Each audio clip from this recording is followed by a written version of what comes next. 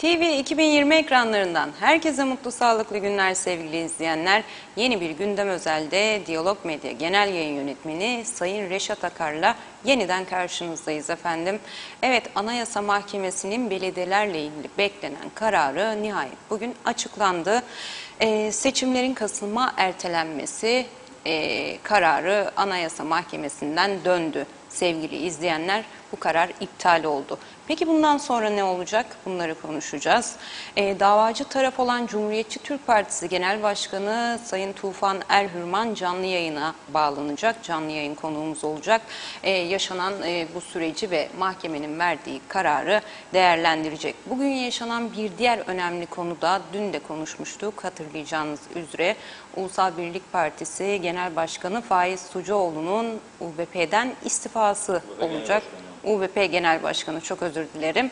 Peki Sucuoğlu neden istifa etti ve bundan sonraki süreçte neler yaşanacak, neler olacak? Bir diğer önemli konumuz Güvenlik Kuvvetleri Komutanı Altan Er'in açıklamalarına muhalefetten Halkın Partisi Genel Başkanı Kudret Özersay'dan açıklamalar gelmişti ama bugün akşam saatlerinde Cumhurbaşkanlığından da konuya ilişkin, açıklamalara ilişkin bir açıklama geldi. Bunları da konuşacağız ve daha fazlasını konuşacağız. Perde gerisini, gözden kaçan detayları da konuşup ele almaya çalışacağız. Siz de yorumlarınızla, görüşlerinizle bizlere yayınımızda ortak olup destek olabilirsiniz efendim. Evet, Reşat Bey merhabalar. Merhabalar Özlem Hanım. Herkese hayırlı günler dileyerek evet başlıyoruz. Dün konuşmuştuk. Ne demiştik dün veda ederken? Yarın gündemin iki önemli maddesi. Birincisi Anayasa Mahkemesi'nin kararı. İkincisi Faiz Sucuoğlu'nun parti genel başkanlığından istifası. Nihayet ikisi de bugün gerçekleşti. Tam da öyle bir güne denk geldi ki Cumhurbaşkanı Ersin Tatar'ın da doğum günüydü bugün. Ona doğum günü hediyesi olarak mı yapıldı bunlar? Bugüne denk geldi yoksa tesadüfi mi oldu? Belli değil çünkü bugünlerde Cumhurbaşkanı ile ilgili de gündem maddesi var. Şimdi Anayasa Mahkemesi bugün kararını açıkladı ama kararı açıklarken Mahkeme Başkanı Narin Şefik daha önce Cumhuriyet Meclisi'ne yapmış oldukları uyarıları da hatırlatma ihtiyacı duydu. Şimdi anayasamıza göre Haziran'da seçimlerin en geç 26 Haziran'da yapılması gerektiği yönünde uyarılmıştı meclis. Buna rağmen biz yaparık olur, olmazsa da olmaz. Dünyanın sonu değil ya. Tam KKTC siyasetine bize uygun bir tavır aslında. Yaparık biz yahu, ederik biz yahu. Olursa olur, olmazsa olmaz yahu. Dünyanın sonu mu ya? Keyfimize bakalım, yiyelim içelim falan filan. Tam oyun yani. Bize bir oyuncak verdiler aslında. Anamız bize dedi ki 74'ten sonra ne yapacaksınız be çocuklar? Ben orayı alıp da kendime bağlayamam, dünya ayağa kalkar. Siz mecburen kendi kendinizi yöneteceksiniz. Başlayın bir yerden dedi. Başladık, federe devlet dedik. Sonra dedik, yok ayrı bağımsız devlet dedik. Tam da askeri iktidarın son haftasında merhum Cumhurbaşkanı bunu yaptı. Yeni gelen sivil idare bunu hoş karşılamadı. Hatta geri adım atılması yönünde de çok girişimler yapıldı. Fakat daha sonraki süreçte Kıbrıs sorununda çözümsüz kalması nedeniyle bugünlere kadar geldik. Bundan sonra ne olacak? Kimse bu şekilde devam edebileceğimizi söyleyemez. Kesin olarak etmeyecekler diyemez. Ama göreceğiz önümüzdeki günlerde. Şimdi konumuz seçim, seçim, seçim. Bitmedi, tükenmedi. Yahu dünya koronayla uğraşırken biz seçim yaptık, düşünebilir misiniz? Ve seçim yapacağız diye olmayan paraları ödeme yaptık. Tek taraflı kamuya. Ve bu seçimler çok yüksek paraya mal oldu. KKTC'ye maddi yönden de manevi yönden de çok ağır bir tahribat yarattı ülkede. Onu ertelenmesini hiç konuşmadılar da belediyeleri Ankara ile protokol imzaladıkları için ve geç adım attıkları için biz bunu yapalım, Ankara'ya gösterelim ki bak imzaladığımız protokola uyuyoruz ve oradan para getirelim. Fakat anayasası var bu KKTC'nin. Mecbursunuz ona uyasınız. Anayasa size buna izin vermez diye uyarılar yapıldı. Dinlemediniz. Şimdi bugün diyor ki Anayasa Mahkemesi, Yüksek Mahkeme Başkanı diyor ki söz konusu yasanın anayasanın 119. maddesine aykırı olduğuna oy birliğiyle karar verdik diyor.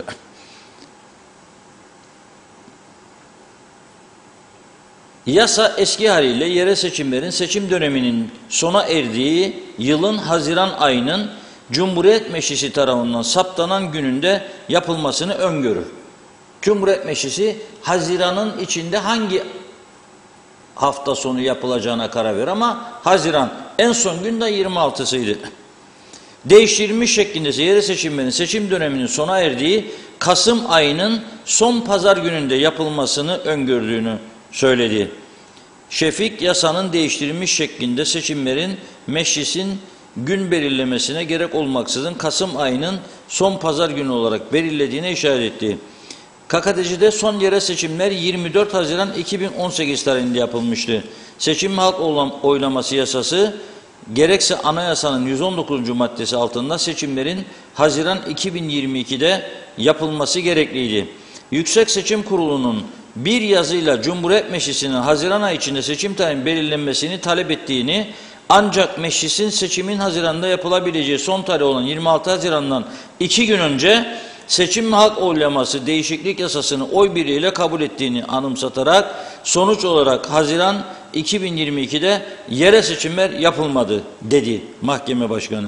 Cumhuriyet Meclisi'nin anayasa ve seçim halk oylaması yasası altında Haziran 2022 ay içerisinde seçim tarihini belirlememiş olmasının anayasanın 119. maddesine aykırı bir davranış olduğunu söyledi. Anayasa Mahkemesi huzurundaki davanın anayasaya aykırı olmadığını incelemekle yükümlüdür. Kararın yerel seçimin yapılması noktasında ne olacağını, karar yerel seçimlerin yapılması konusunda ne olacağını düşünmek milletin temsilcilerinden oluşan diyor Cumhuriyet Meclisi. Bundan sonrası onlar düşünsün diyor. Ben anayasaya bakarım.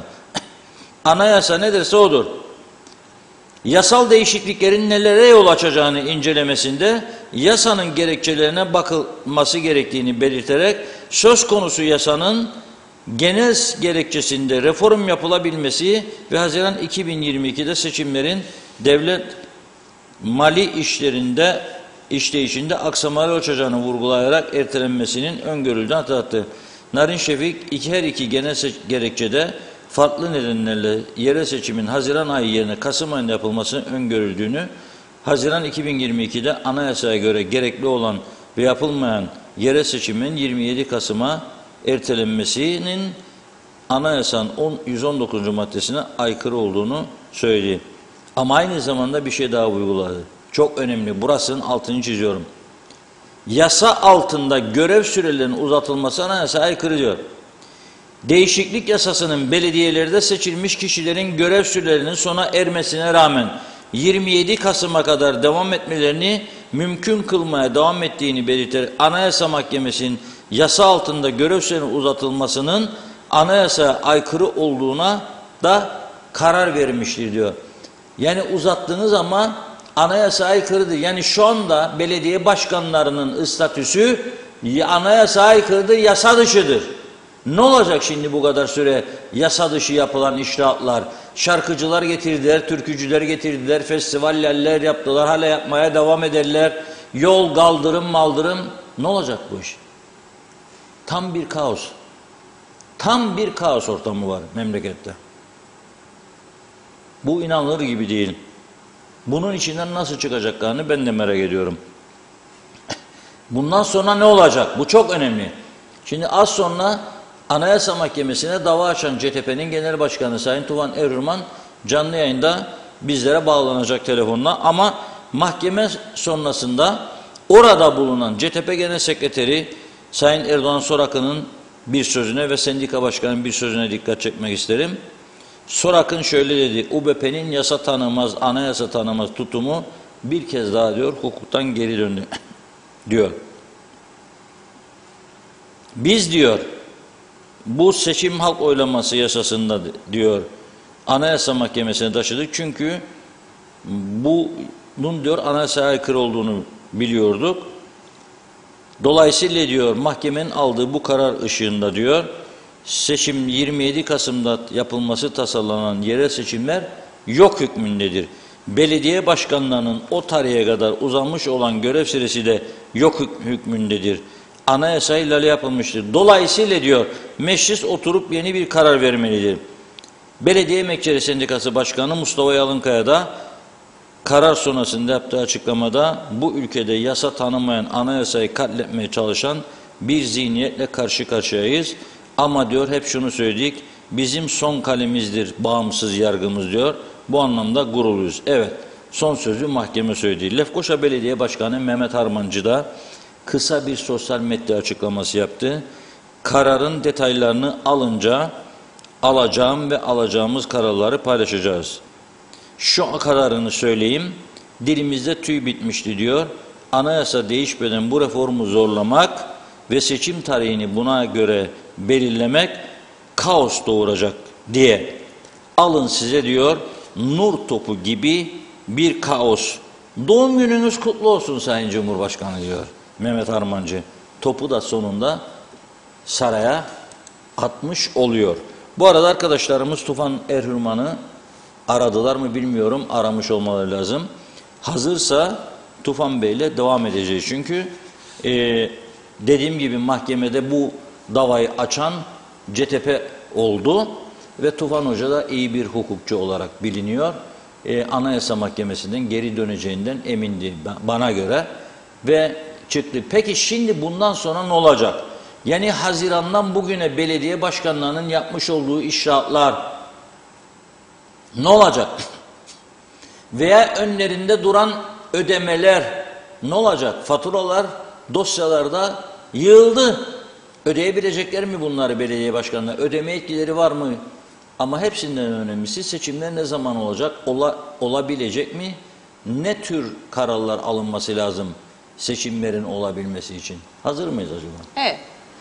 Tufan Bey sanırım hattımızda. Cumhuriyetçi Türk Partisi Genel Başkanı Sayın Tufan Erhürman telefon hattımızda sevgili izleyenler.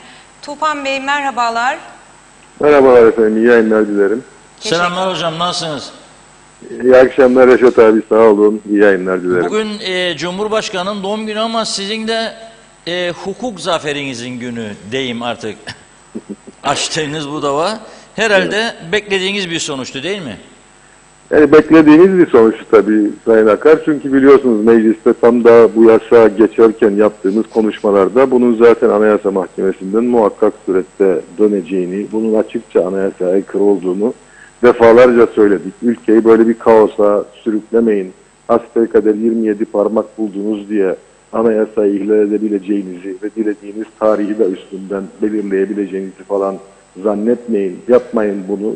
Zaten yeterince kaos yarattınız. Bir de bunun üstüne bu kaosu eklemeyin dedik.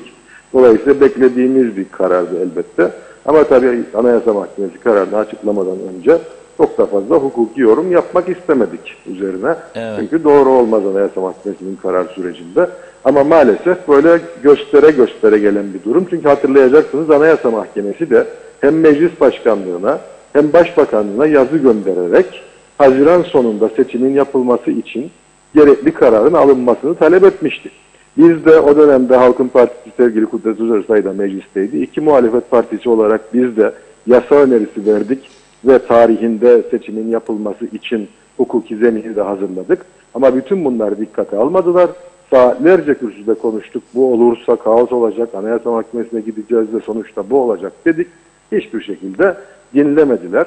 Tabii mahkemenin bu kararı en başta iki tane şeyi onlara umarım öğretmiştir. Bir, hasbelkader 27 parmak buldunuz diye anayasayı paspas edebileceğinizi zannetmeyin. İki, hasbelkader 27 parmak buldunuz diye dilediğinizi dilediğiniz gibi yapacağınızı, ben yaparım olur zihniyetiyle hareket edebileceğinizi düşünmeyin. Çünkü sonuç itibariyle evet biz söylemiştik, mecliste de, sokakta da, yargıda da bu mücadele devam edecek. Bu demokrasi ve anayasanın üstünlüğü, hukukun üstünlüğü mücadelesidir. Peki siz bundan sonra ne olmaz size göre? Şimdi herkes birbirine bu soru soruyor. Peki Kasım'da olmayacak bu seçimler, bu şekilde olamaz. Yani birinci sorun budur. Nasıl bir yöntem izlenmeli? Anayasayı bundan sonra delmeden bir yol bulunabilir mi seçimlerin yapılması için? Şimdi Reşat abi, Anayasa Mahkememiz bence tam da bir mahkemeye yakışan şekilde davrandı ve bundan sonra ne olacak meselesi onu ilgilendirmedi. Anayasa Mahkemesi baktı, önündeki yasa anayasaya aykırı mıdır? Evet, bu yasa anayasaya aykırıdır dedi ve iptal etti. Mahkemenin görevi buraya kadar. Tabii henüz önümüze gerekçeli kararın yazılı metni ulaşmadı. Ama bugün orada kararın okunurken orada onu dinleyen arkadaşlarımızın aktardığı bilgilere göre Anayasa Mahkemesi kararında bu kaos meclisten çıktı. Bu kaosu Anayasa Mahkemesi'nin çözmesini bekleyemezsiniz. Gene bu kaosu çözecek yer meclistir dedi. Dolayısıyla meclistir dediğine göre mecliste bu kez ben yaparım olur zihniyetiyle hareket edilmemesi gerekiyor. Ve muhalefetle gerekli istişareler yapılıp meclisten ortak bir karar çıkarılmasının sağlanması gerekiyor. Çünkü biliyorsunuz anayasaya uygun bir şekilde bu seçimin yapılabileceği tarih Haziran 2022'nin son haftası. Son haftası. Yani artık oraya geri dönmek mümkün değil. Dolayısıyla yaratılan bu ortamda, ki bize göre bir tür zaruret hali ortamıdır aslında yaratılan, bu ortamda zaruret halinden yararlanıp da çoğunluğun, yani kendi yarattığı anomaliden yararlanıp da ben gene istediğim tarihi kendi başıma belirlerim deme yetkisi yok. Bunun mecliste istişareyle halkın yararına oy birliğiyle mümkünse bir çözüme ulaştırılması, bir an önce ulaştırılması gerekiyor. Bu umarım bu dersi almışlardır. Biz çıkıp da bunun üzerinden tabiri caizse Kıbrıs ağzıyla söyleyeyim bir böbürlenme, bir kostorozluk satma haline girecek değiliz. Çünkü şu anda pek çok belediye acaba ben maaş ödeyebilir miyim? Acaba ben demin sizin de söylediğiniz gibi işte borçlar, faturalar var önümde, bunları ödeyebilir miyim? Bundan sonra herhangi bir yetki kullanabilir miyim? Belediye meclisini toplayabilir miyim? Gibi endişeler içerisine sürüklendi bu arkadaşların iş bilmez, sorumsuz ve ciddiyetsiz tavırları dolayısıyla.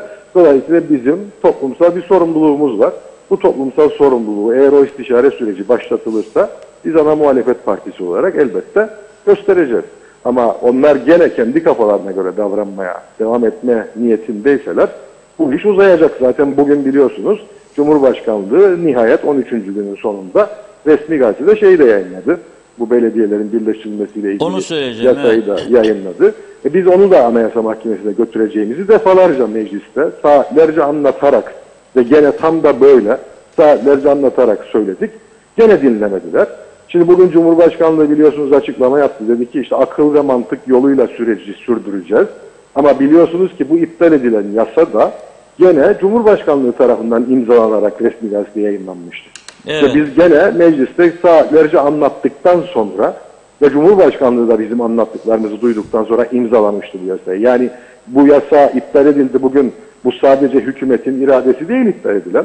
Cumhurbaşkanlığının iradesidir de iptal edilen. Dolayısıyla o da aslında yarın işte gerekçeli kararı görüp de savcılarla toplantı yapacağım diyor. Aslında onu daha önce yapması gerekiyordu. Biz mecliste saatlerce anlattıktan sonra bu toplantıyı yapıp da aslında bu yasayı geri göndermesi gerekiyordu meclise. Şimdi bugün yayınladığı yasayı da bana göre meclise geri göndermesi gerekiyordu. Çünkü onu da saatlerce anlattık. Hatırlarsınız o gün komitede sabah 5.30'a kadar sürdü toplantı. Dünya kadar hatayı anlattık. Anayasaya aykırı yönü anlattık. İnat ettiler, ellerini kaldırdılar, geçirdiler. Genel kurula geldi. 3 saat konuşma yaptım sadece ben. Arkadaşlarım birer saat konuşma yaptım. Nerelerin yanlış olduğunu anlattık. Sabahın 3.30'unda bizim anlattığımız şeyleri değiştirip 9 maddelik yasada 8 tane değişiklik yapmaya kalktılar. Sabahın 3.30'unda. Onları da tek tek kürsüye çıktık. Gene hata var, gene hata var, gene hata var. Onu da anlattık. Ama son derece soğukkanlı bir şekilde gene ellerini kaldırdılar. Sabah 5.30'da geçirdiler. Şimdi bunu da biz Anayasa Mahkemesi'ne götüreceğiz. Götürmek zorundayız çünkü bu defaki uygulanamaz da bir halde. Yani sadece şunu söyleyeyim. Yeni kurulacak olan o 18 belediye hikayesi var ya, yeni kurulacak olan belediyelerin ne gün tüzel kişilik kazanacağı konusunda bile yasanın içerisinde 3 ayrı tarihi işaret eden 3 ayrı düzenleme var. Evet. Yani kurulduğu takdirde o belediyeler ne zaman maaş ödeyebilecek? Onunla ilgili bile korkunç bir karmaşa var bu yasa dedikleri şeyin içerisinde. Şimdi, ama hala ben yaptım olur zihniyetiyle devam ediyorlar ve hala Cumhurbaşkanlığı da bu kadar sorun olan şeyleri imzalayıp resmi gazete yayınlamaya devam ediyor. Yani sanki bilinçli bir şekilde ülkeyi, zaten kaosun içinde ülke, ekonomik sıkıntılar var, ülkenin dışa açılamamasıyla ilgili sıkıntılar var, demokratik sıkıntılar var. Bu kadar kaosun içinde bir de kaosun üstüne kaos eklemeye devam ediyorlar. Dediğim gibi bunun yolu belli. Bunun yolu meclis içerisindeki istişare yollarını, diyalog yollarını açmaktır. Açarlarsa biz toplumsal sorumluluk bilinciyle hareket ederiz.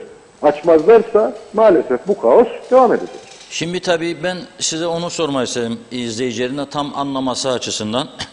Şimdi mahkemenin bu kararına göre bütün partilerin uzlaşıp bir seçim tarihi belirlemesi gerekir. Öyle mi? Siz dediniz ki uzlaşıya varız, konuşmaya hazırız dediniz.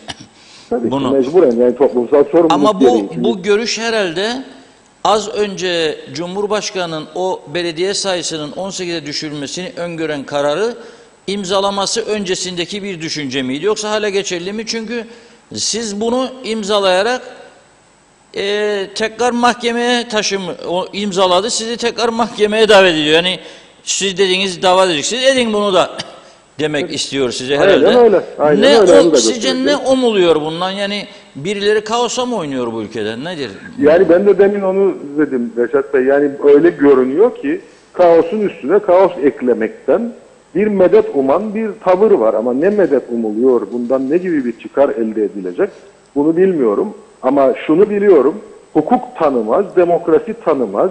Böyle bir inat bin murat deriz ya halk arasında.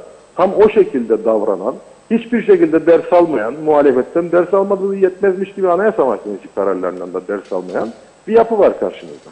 Dolayısıyla Anayasa Mahkemesi'nin gerekçeli kararını dediğim gibi henüz okuyamadık. Çünkü henüz gerekçeli karar yazılı bir şekilde yayınlanmış değil. Evet. Onu okuduktan sonra daha sağlıklı yorumlar yapabiliriz. Ama dediğim gibi biz ülke adına, toplum adına diyaloğa kapalı olmayacağız bu dönemde. Bununla birlikte sizin dediğiniz de çok önemli. Şimdi burada bize hadi bakalım bunu da Anayasa Mahkemesi'ne götürün tavrı geliştirildi. Aslında yapılması gereken bu kadar şeyden sonra bunun meclise iade edilmesiydi Cumhurbaşkanlığı tarafından. Bu da yapılmadı. Yani adeta kaosa oynamaya devam ediyorlar. Bunun da Anayasa Mahkemesi'ne götürülmesi elbette o masada olacak, yani onun pazarlığını yapmayacağız. Muhakkak götüreceğiz. Çünkü tekrar söylüyorum, anayasa aykırı olması bir yana, bu yasa zaten uygulanamaz. O kadar çelişkiler var ki içerisinde. O çelişkilerle 18 tane belediye kurulduğu gün batma noktasına getirecek bir metindir karşımızdaki. Yani salt böyle bir hukuki hassasiyetin de ötesinde belediyelerin var olup olmamasıyla ilgili bir sıkıntı var ortada. Hatırlarsınız o gün şey denildi, işte belediye emekçilerinin sendikalarıyla görüştük de toplu iş sözleşmesiyle ilgili hüküm tam da onların istediği gibi yazıldı.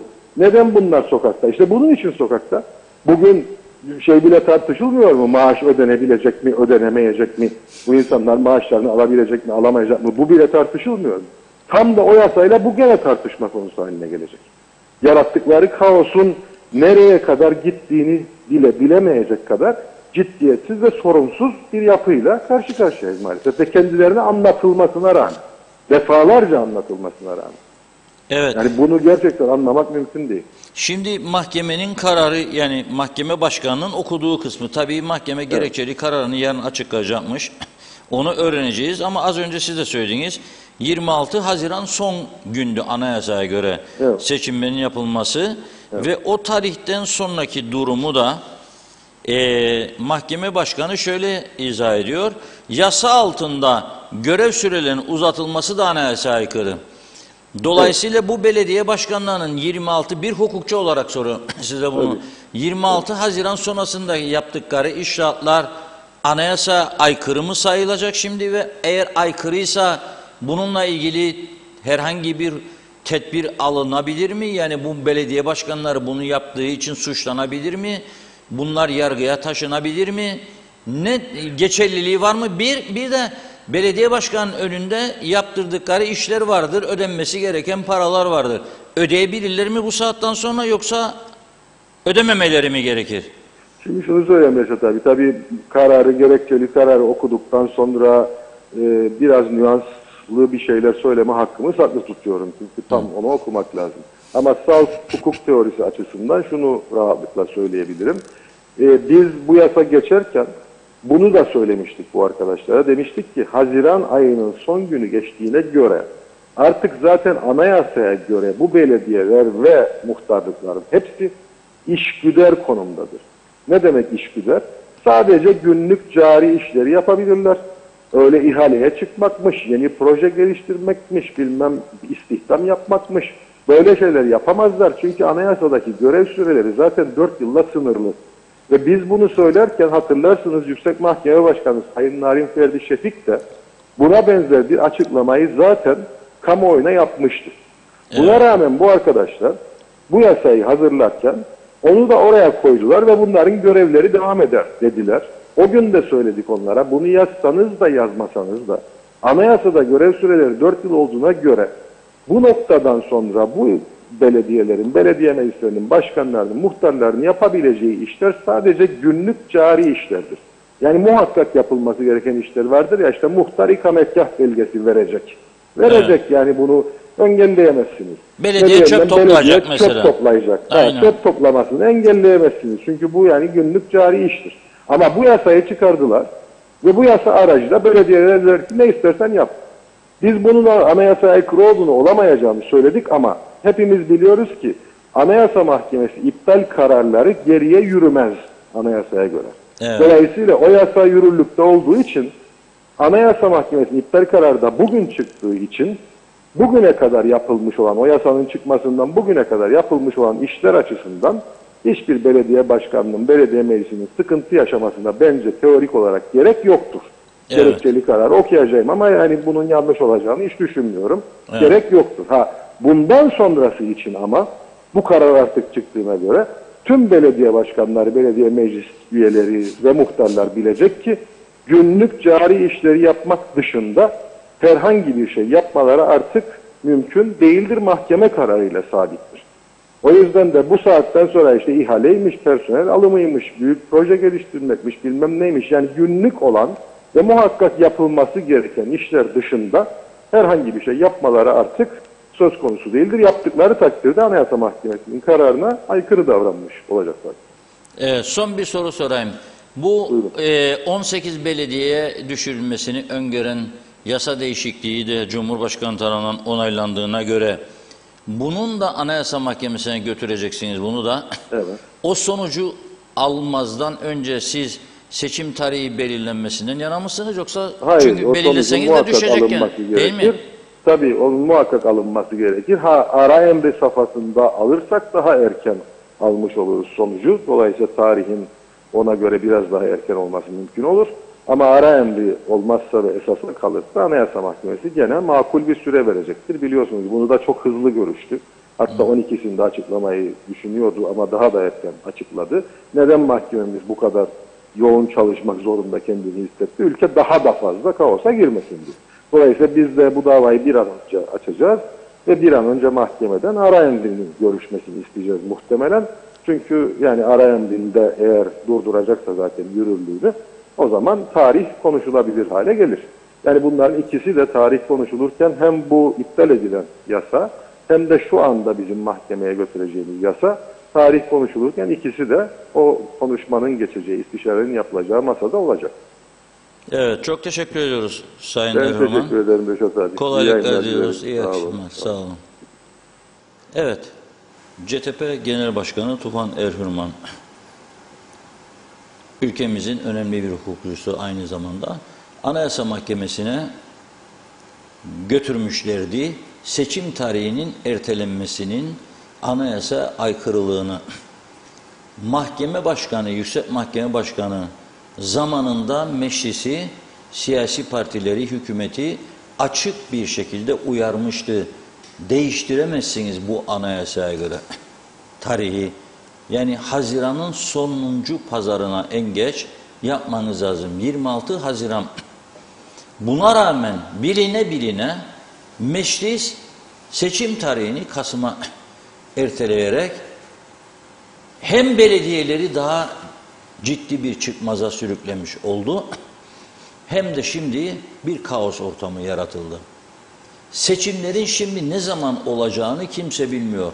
Muhtar adayları aday olup olamayacağını, seçimin yapılıp yapılmayacağını bilmiyor. Belediye başkanlıkları aynı şekilde.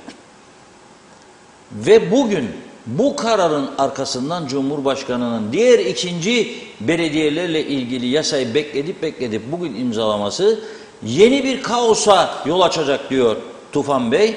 Çünkü diyor o da anayasaya aykırıdır ve biz bunu da Anayasa Mahkemesi'ne götüreceğiz diyor.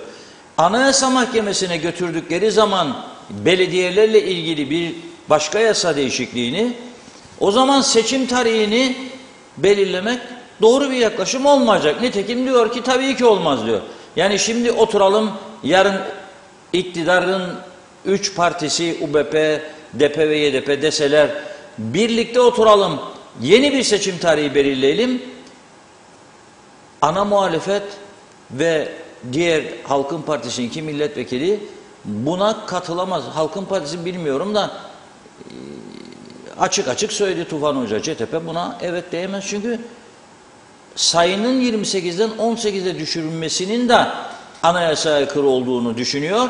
Bunu mahkemeye taşıyacağım diyor. Mahkemeye taşıyacağı bir konu aydınlığa kavuşmadan nasıl 18 belediyeli seçime gidilmesiyle ilgili tarih belirleyebilir? Belirleyemez. Mümkün değildir. O yüzden de bu süreç daha uzayacak demektir. Şimdi ne diyor? Günlük işlerin dışında bir şey yapamaz diyor. Yani nedir günlük işi? Çöpü toplayacak, ülke kokmasın diye, pislik olmasın diye. Muhtar da geldiği ikametgah ister, mühürü vuracak, imzayı atacak diyor. Ama bunun dışında belediye başkanları şimdi başlattıkları projeler var. İkinci etabına hazırlanırlardı. Mesela atıyorum bir bölgenin kaldırım yapılması, ikinci etap ikinci bölge. Şimdi ihaleye çıkmış olsa da yürütemeyecek çünkü mahkeme kararı var. Senin diyor 26'sından sonraki görevinin uzatılması yasal değildir diyor. Anayasaya aykırıdır diyor mahkeme. Açık ve net budur. Anlamanız için tekrar üzerine basarak söylüyorum. 26 Haziran'dan sonra diyor yapılan görevler anayasaya aykırıdır diyor, hukuk dışıdır diyor, yasal değildir diyor. Şimdi ne olacak bu? Bakalım kaç tane müteahhit para bekliyor belediyelerden, iş yapıyor. Yapmaya da devam ediyorlar. Özellikle Lefkoşa'da harıl harıl işler var. Ne olacak? Mehmet Harmancı diyor ki yarın diyor detayları tam inceleyince diyor alacağım kararları da diyor benim de ve belediye meclisinde herhalde alacağımız kararları da diyor açıklayacağım diyor. Yani bir karar aşamasına geliyor belediye başkanları. Mehmet Harmancı yarın istifa ederse benim için sürpriz olmayacak. Çünkü dediğim gibi başlattığı projeler var, devam ettiremeyecek. Yarım kalacak, müteahhitle yüzleşecek. Yani bu bütün belediyeler için geçerlidir. Tam bir kaos. Gerçekten ben de anlamış değilim. Mahkeme bugün bunu iptal ederken öteki karar nasıl imzalanır, meclise iade edilmez? Ben de anlamış değilim. Burada bir ciddi soru işareti var. Cumhurbaşkanı bugün katıldı Bakanlar Kurulu'na. Başkanlık etti. Büyük bir ihtimalle bunu görüşler. Yapalım bunu da gene koşursun CTP mahkemeye demiş olabilirler. Bakalım ne olacak?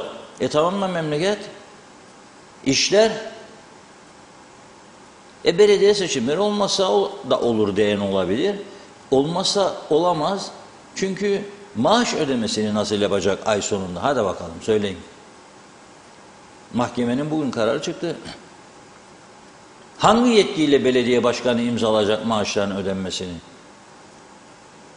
Yani durum gerçekten inanılmayacak derecede vahimdi. Bir başka olay da Sucuoğlu'nun istifasıdır. Şimdi biraz sonra çok mesaj birikti görüyorum. Özlem Hanım bakıyor bana. Biraz mesajlardan başlayalım. Ondan sonra ikinci büyük olaya geçeceğiz. Neler oluyor? Neden oluyor bunlar UPP içinde? Hani birlik, beraberlik, bütünlük vardı bu partide. Nedir bu olanlar? Ona geçeceğiz ama önce mesajlar. Teşekkür ediyoruz. İlk yorumları demin görüyordum, şu anda göremiyorum. O yüzden affola. Görürsem yine okuduğum süre içerisinde yer vereceğim sayın seyirciler. Suat Aydiner'i, Reşat abi merhaba. Güya hükümet bugün Mehmet Uluçaylı ile devam ediyoruz. İyi günler Özlem Hanım, Reşat Bey, kolay gelsin, hayırlı yayınlar demiş. Mehmet İnancı yine bizlerle. Hoş vakitler değerli dostlarım, hayırlı yayınlar olsun. Batmış batırılmış cennet adamıza, sizlere de sağlıklı günler demiş. Suat Aydıneri, kendi vatandaşı bu hallere düştü, şimdi hoşuna gitti mi hükümetin? Alp Aydınova bizlerle, bile bile kaos yeniden ve bir kez daha yorumunda bulundu. Erol Hassan yine bizlerle, iyi yayınlar Özlem Hanım ve Reşat Bey, kolay gelsin, Avustralya'dan selamlar demiş Erol Bey. Alp Aydınova, iyi ki Anayasa Mahkemesi hala ayakta. Mehmet Uluçaylı, bu yasaları mecliste çıkaran ve onaylayan vekiller yaptıkları yasanın anayasaya aykırı olduğunu bilmezler ve karar alırlarsa sonra da mahkemece iptal edilirse bu bize gösterir ki vekillere bir an önce yasaların bilinmesi için bilgi verilmesi gerek. Bilmemek ayıp değil, öğrenmemek ayıptır. Mehmet Şenler bizlerle, iyi yayınlar, kolay gelsin demiş. Teşekkür ediyoruz. Ali Dayı, Sayın Akar, muhtarlar da belediye başkanları gibi yok hükmünde mi diye sormuş izleyicimiz. Mehmet İnancı yine, mecliste bir yemin vardı, anayasalara bağlı kalacaklar diye Sayın Akar, hiçbir yeminlerinin arkasında durmadılar. Demek ki yalanmış yeminleri de yorumunda bulundu. Eser Yurteri iyi yayınlar diledi. Teşekkürler. Cengizhan Refikoğulları iyi yayınlar diledi. Mehmet Karaçot bizlerle, 18 belediyeyi Tatar onaylayıp imzalamış, Anayasa Mahkemesi'ne tekrar iş düştü. Ahmet Halil bizlerle iyi yayınlar dilemiş. Mehmet İnancı, Tufan hocamız bu yarışı kazandı. Tebrikler Tufan hocam. Rüzgar gibi dağıttın kendilerini demiş. Nuray Tuncel, Lapta'da evimizde 2 gündür sular akmıyor. Duyuru da yapılmadı. Arayıp sorduğumuzda boruda patlak oldu. Arızanın giderilip verileceği söylendi. Sabahtan beridir bekliyoruz. Henüz bir gelişme yok. Ömer Bozkara vezirler, helal olsun Tufan Hoca, tebrik ediyorum demiş. Serkan Erol, madem ki anayasaya aykırıydı, Haziran'dan beridir belediye başkanlarının süresi doldu. Bu sürede yapılan ödemeler, yapılan işler, ihaleler yapıldı. Savcılık ve polis neredeydi bu zamana kadar? Çünkü yargıya da yargıyı da eleştirmiş. Adnan Karakaş, Reşat Bey, Allah rızası için okullar açılacak, taşımada sigortasız kaçak, ehliyetsiz sabıkalı şoförleri, Polis Çalışma Bakanlığı sıkı denetim yapması ve caydırıcı cezalar verilmesini basın aracılığıyla duyurması lazım. Yoksa aynı tas aynı hamam yorumunda bulundu izleyicimiz. Mehmet İnancı yine ekledi. Anayasa Mahkemesi heyetini kutlarım.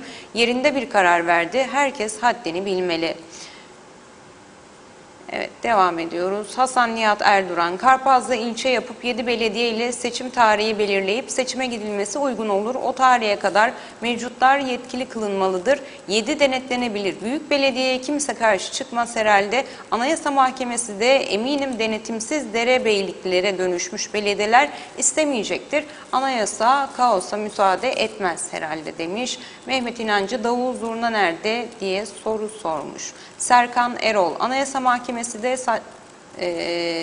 kararla ilgili bir eleştirisini dile getirmiş izleyicimiz. Yine meclise eleştiride bulunmuş. Devam ediyoruz sevgili izleyenler. İsmet Ezel bizlerle, bu yasayı yapanlar da hukukçu vardı. Ayrıca Yüce Meclisi'nde hukukçuları var. Bu nasıl iş diye sormuş. Doğan Falyalı, hayırlı yayınlar, tam fırsat, hükümet yeni yasayla 6 belediye, 6 kaymakam, 6 kaza diyerek yeni seçim tarihi belirtmeli. Bu küçük ülkede tasarruf gerekli. Yoksa bütün gelirler maaşlara, diğer taraftan da bir metelik ayırmaz duruma girer demiş. Mehmet Kıraç Saç, Ulusal Birlik Partisi'nde kurulan senaryo şudur. Kudret Özersay'dan boşalan vekillik UBP Tahsin Ertuğruloğlu'nu çıkarıp parti başkanı yapacak. Yazın bir yere Reşat Bey demiş. Mehmet İnancı, bunlar ta seçime gidene kadar ülke daha da çöplüklerle dolup taşacak. İsmail Burakensel bizlerle. Reşat Bey, hayırlı yayınlar. Pazar marketlerde 30-32 TL civarında. Buna domates demek şahitlik ister demiş. Sarı, yeşil, turuncu çatlak patlak. Tarım Bakanı bilmiyor mu? İthale niye izin verilmiyor? Türkiye'de fiyatlar biliniyor. Çok zeki olmaya gerek yok. Sebebi ne? Vatandaş zibil domatesi yüksek fiyattan alacak hesabı mı yapılıyor? Anlaşılır gibi değil. Nedir murad edilen? Zibil vaziyette olan domatesi vatandaş almasın, selamlar. Necdet Mavi Gözlü, Kuzey Kıbrıs Birleşik Afrika Pakistan Cumhuriyeti'nden hayırlı günler, iyi yayınlar Özlem Hanım, Reşat Bey. Bu memleketin çivisi çıktı, artık adam olmaz. Yani hiçbir şeyimizde hayır yok. Nasıl bir memlekette yaşıyoruz? Türklüğümden, yaşadığım memleketten artık nefret ediyorum. Lanet olsun, bir günde iyi bir haber duymayacak mıyız? Kıptek gündemden çıktı, şimdilik başladı. Yerel seçimler, belediyeler, günlerce bunları dinleyeceğiz. Memleket elden gidiyor. Memleket Afrikalı, entarili Pakistanlı doğuldu demiş 3. Dünya vatandaşları konusunda bir eleştiride bulunmuş izleyicimiz. Ve gelen de geriye gitmiyor. En önemli gündem konusu bunlar olacağına durmadan hükümetin beceriksizliğinden doğan sorunları dinliyoruz. Ali Alnar, iyi ki Erhürman var yorumunda bulundu. Osman Fevzi Akşip, Tarım Bakanı domates üreticileriyle neyin mutabakatına vardı, bilen var mı diye sormuş. Hacı Baysal bizlerle, Reşat Bey iyi yayınlar diliyorum. Özlem Hanım size de, izliyorum sizi. Sayın Erhürman diyor ki başkalarının yetkisi yok, başkanların yetkisi yok, çok özür dilerim. Ama normal işler devam edecek. Tamam, bana maaş verme yetkisi olmayan belediye başkanı o zaman nasıl iş yaptıracak? Bir çelişki var bence demiş. Ömer Bozkara Vezirler yine eklemiş. UBP'nin zihniyeti bellidir zaten, anayasayı çiğnemekle zevk alıyor. Peki DP ve YDP neden hala UBP'ye uyuyor? Koltuk sevdası mı, menfaat mi? Çıkıp istifa etsinler, samimiyetlerine inanalım. İsmet Ezel, panayır yapabilirler mi demiş. Mehmet İnancı, YES Başkan hem nasıl çarpışanlar da olabilir. Cevap verir ona onunla. Ha evet, bir başkasına cevap vermiş. Yücel Barbaros, meclis hukukçuları bu durumda sınıfta kaldı demiş. Doğan Falyalı, bu karara göre bir metelik harcanmaz, suç sayılır, karar ortada.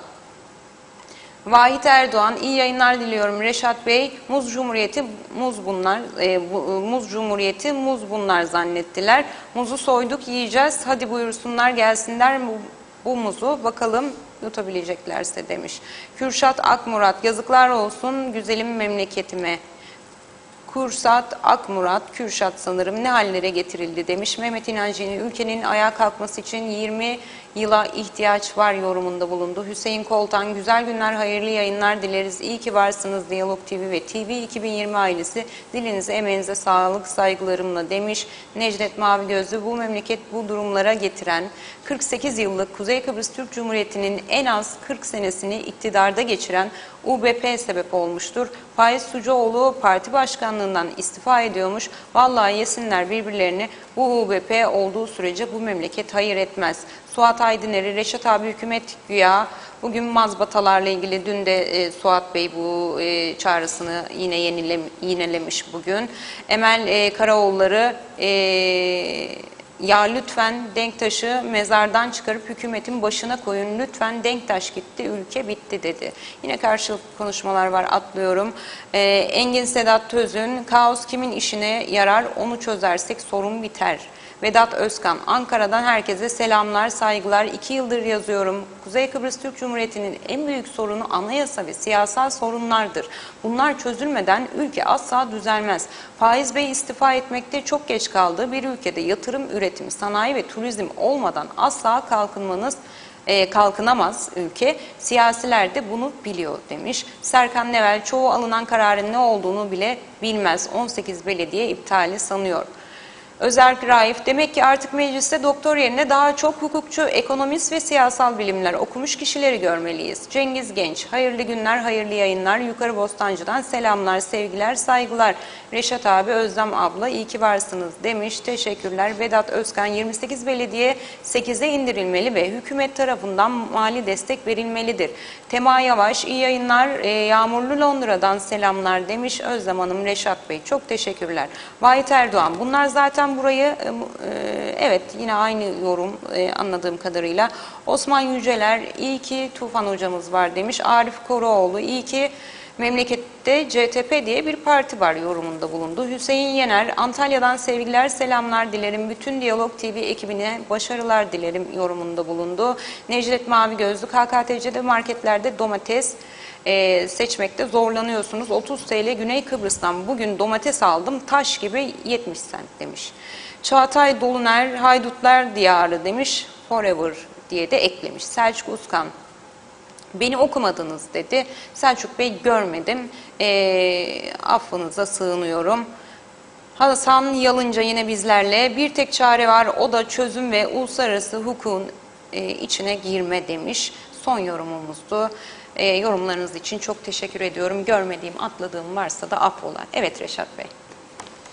Evet, çok çok teşekkür ediyoruz.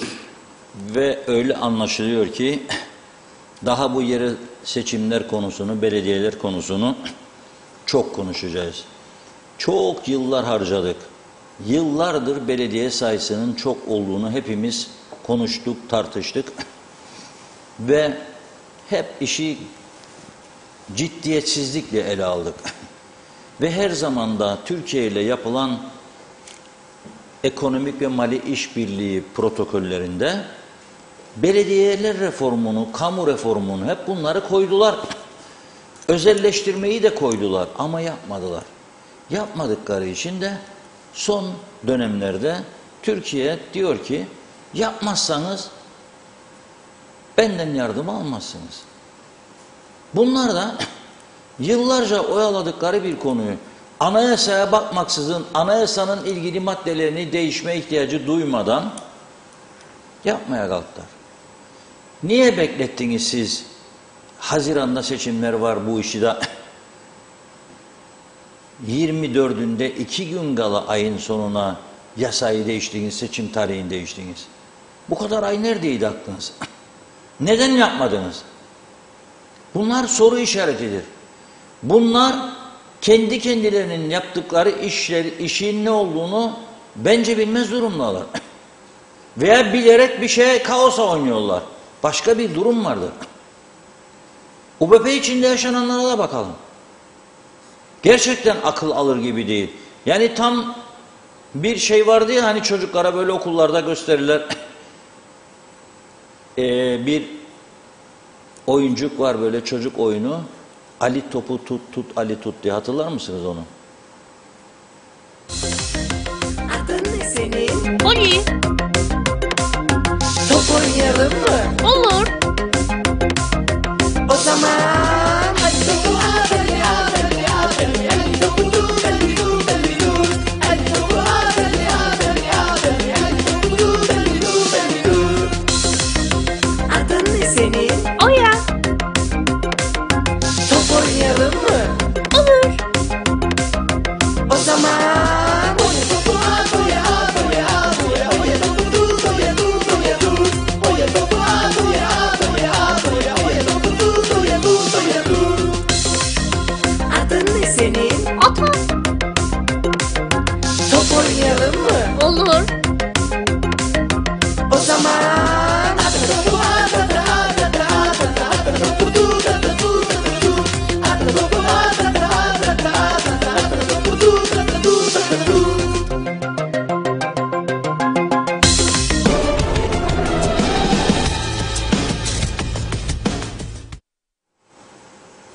Tam da buna benzedi değil mi işimiz? Ali topu tut, tut Ali tut. UBP'de son 4 yıla bakalım mı, ister misiniz? Hüseyin Özgürgün, UBP'nin genel başkanı, başbakan. Bir UBP'nin kuruluş yıl dönümü gecesi, hiç unutmuyorum, bir konuşma yaptı. Ve dedi ki CTP'ye, iktidarda kendisi başbakan, hiçbir sorun yok. Bir anda dedi ki orada, ey CTP dedi, ey Tufan Hoca, var mısın dedi seçime dedi. Hodri meydan dedi, sana çekiyorum dedi. Sonra o hodri meydan benim çok hoşuma gittiği için bir gece Halk Meclisi programını yaptıktan sonra Güzelyurt'ta dedim çok güzel bir hodri meydan şarkısı yapılır arkadaşlara.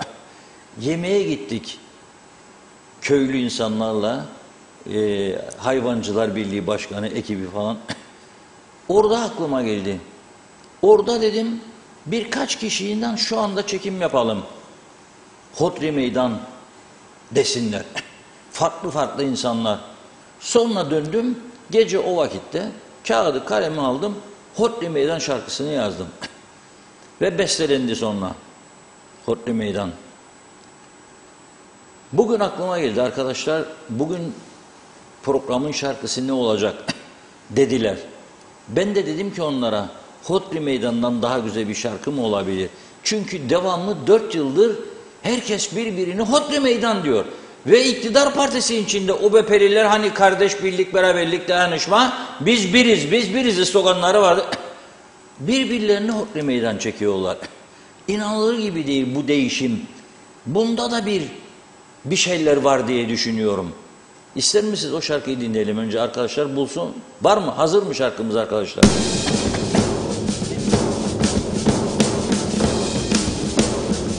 Hodri Meydan.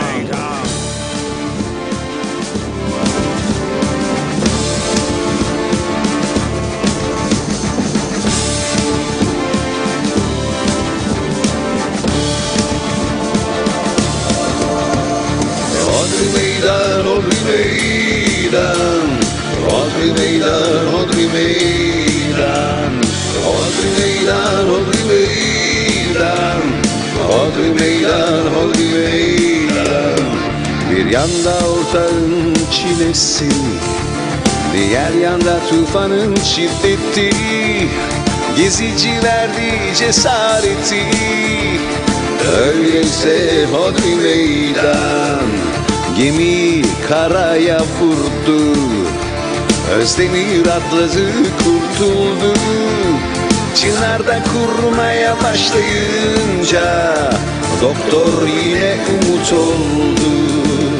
Hodri Meydan, Hodri Meydan, Hodri Meydan, Hodri Meydan, Hodri Meydan, Hodri Meydan, Hodri Meydan, Hodri Meydan.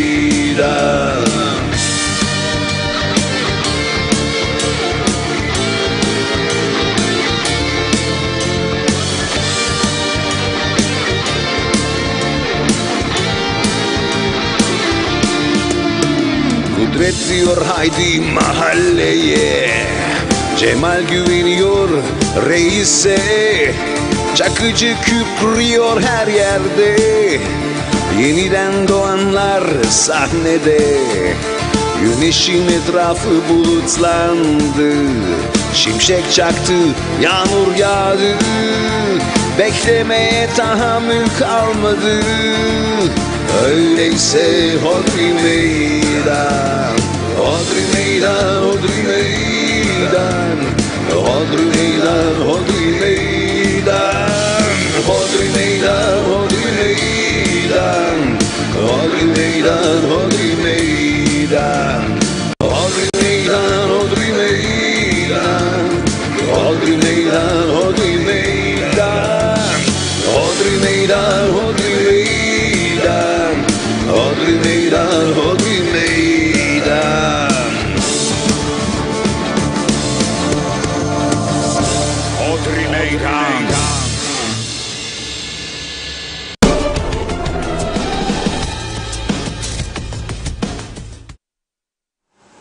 Evet, hem siyasette son 4 yılda kimlerin gelip geçtiğini görme fırsatı da verdi bize Mustafa Arabacıoğlu.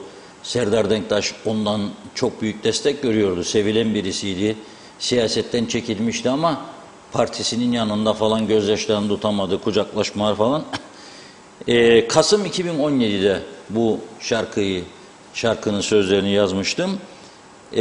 O gün dönemde Grup Boğaziçi Kıbrıs'ta yani Türkiye'de ünlüydü. Sonra Kıbrıs'ta görev yapmaya başlamıştı ekip. Aydın Çubukçu arkadaşımız, orkestra şefi bestelemişti bunu. Kendisine bu vesileyle bir kez daha teşekkür ediyorum. YouTube'da bulabilirsiniz.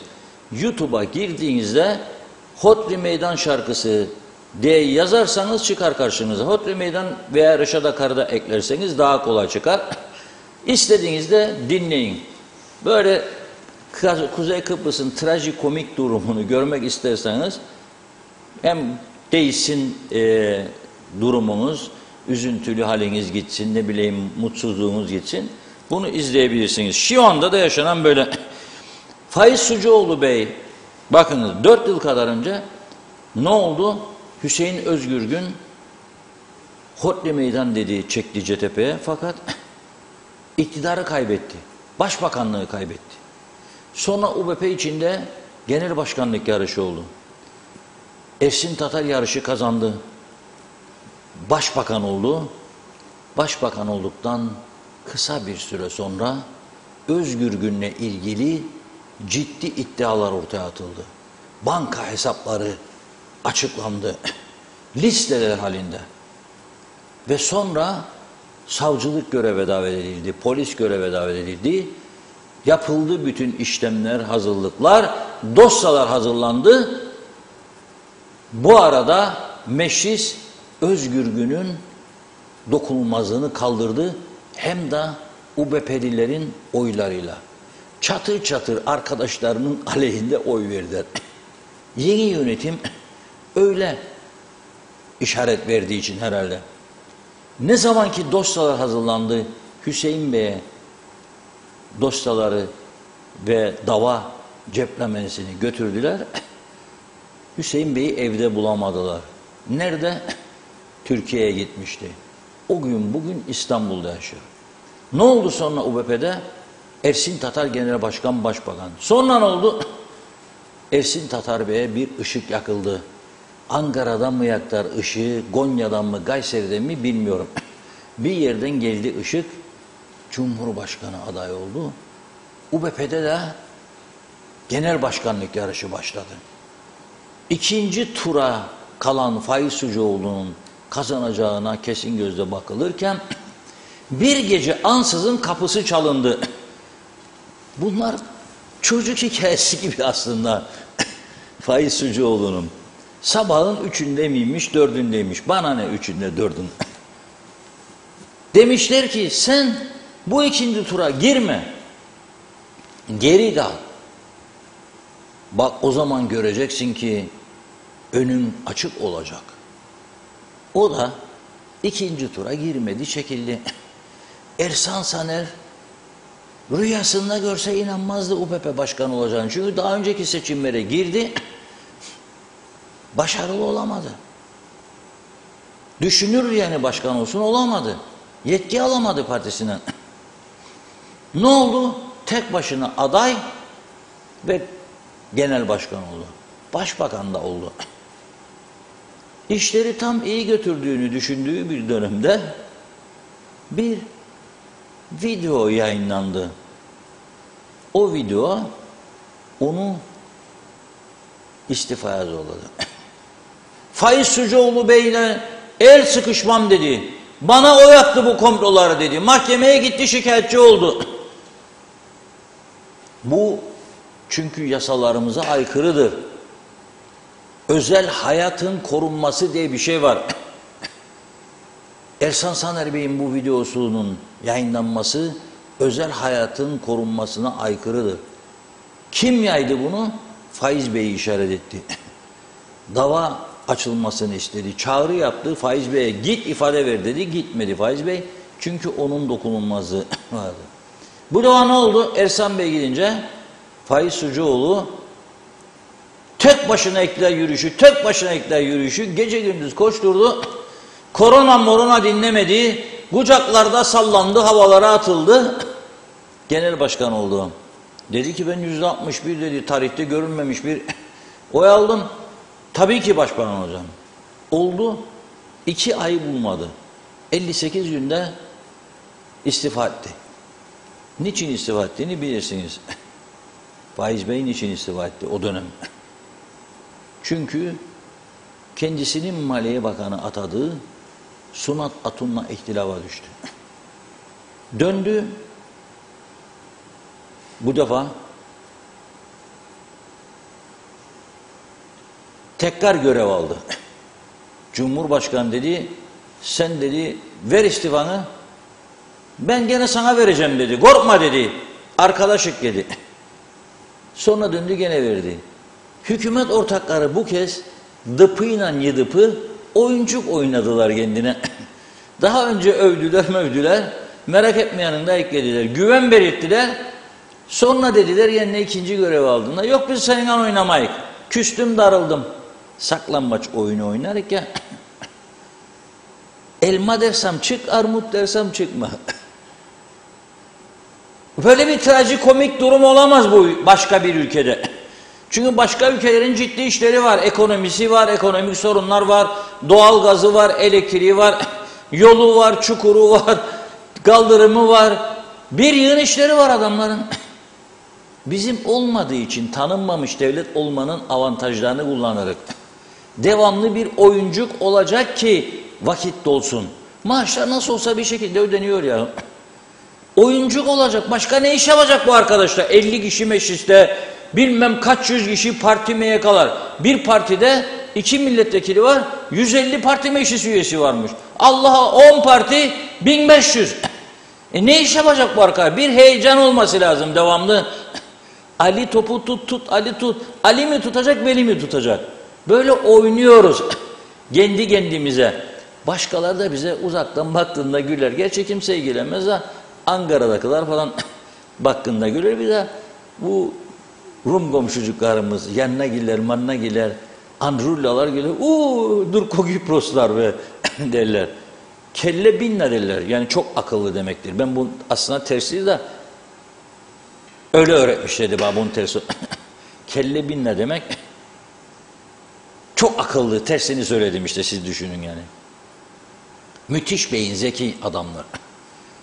Bu halimizde tabii ki gülecekler. Biz gülüyoruz zaten. Hadi bakalım kim başkan oluyor şimdi UPU'da? Bu defa dediler Faiz Hocaoğlu'na. Üçüncüsü olmaz ha dediler. 1 olmadı, 2 olmadı. Bak senin de ortaklık istemez bunlar. Bugünkü Merkez Yönetim Kurulu toplantısı UBP'nin saat 16'da çağrıldılar. Şu sıralarda parti meclisi toplantıdadır. Bakalım ne kararlar çıkacak. Gördüğünüz gibi Tahsin Bey'in yüzü birazcık güler, diğerlerinin yüzü gözü asık. Tahsin Bey çünkü dışarıdan bakandır. Onun için önemli.